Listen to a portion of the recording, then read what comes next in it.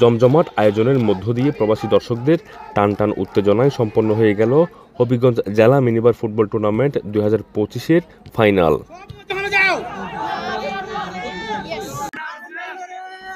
এইবারের টুর্নামেন্ট কেবল বৃহত্তর হবিগঞ্জ জেলার 8টি উপজেলা টিমের অংশগ্রহণে করা হয়েছিল। আমরা সুশৃঙ্খলভাবে এই টুর্নামেন্টগুলো সমাপ্ত ঘোষণা করব।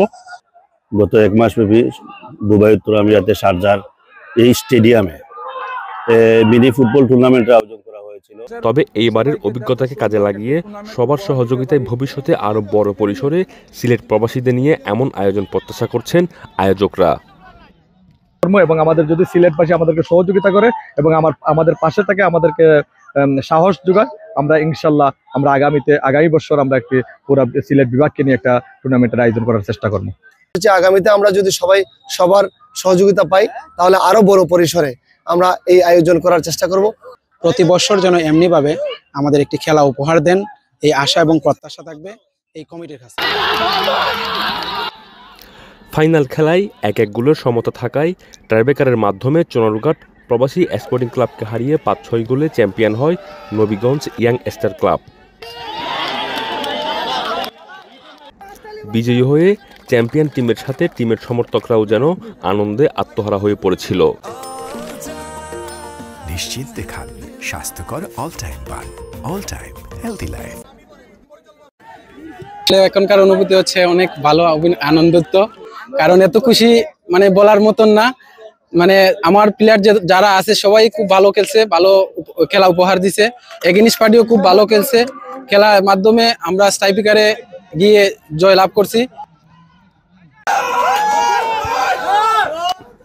কাজের ফাঁকে মাঝে মধ্যে প্রবাসী বাংলাদেশিদের মানসিক ও শারীরিক সুস্থতার জন্য শরীরচর্চা ও বিনোদন দিতে খেলাধুলার কোনো বিকল্প নেই বলে মন্তব্য করেছেন প্রবাসীরা।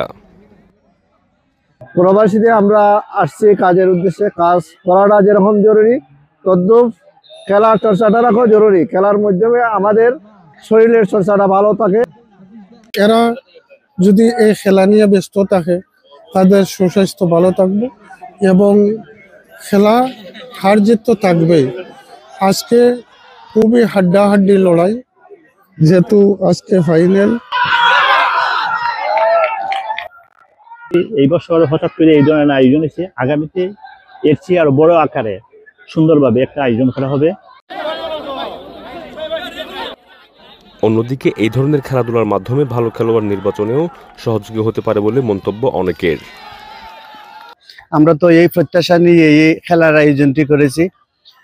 একজন প্লেয়ার যদি বাইরে হয়, সংযুক্ত আরব আমিরাত টিমের সাথে যদি খেলতে পারে, প্রতিনিধিত্ব করতে পারে, তাহলে আমাদের বাংলাদেশের গৌরব হবে। এটা আয়োজক কমিটির প্রধান পরিচালক সালেহ আহমদ তালুকদার এবং সদস্য সচিব শাহিন মিয়ার যৌথ পরিচালনায় পুরস্কার বিতরণী অনুষ্ঠানে সভাপতিত্ব করেন উপদেষ্টা তাজুল ইসলাম। প্রধান অতিথি ছিলেন সিলেট বিভাগ উন্নয়ন পরিষদ ইউইর কেন্দ্রীয় কমিটির প্রধান উপদেষ্টা বদরুল ইসলাম চৌধুরী সিআইপি। প্রধান বক্তা ছিলেন হবিগঞ্জ জেলা মিনিবার ফুটবল টুর্নামেন্টের উপদেষ্টা আবুল খায়ের মিলন।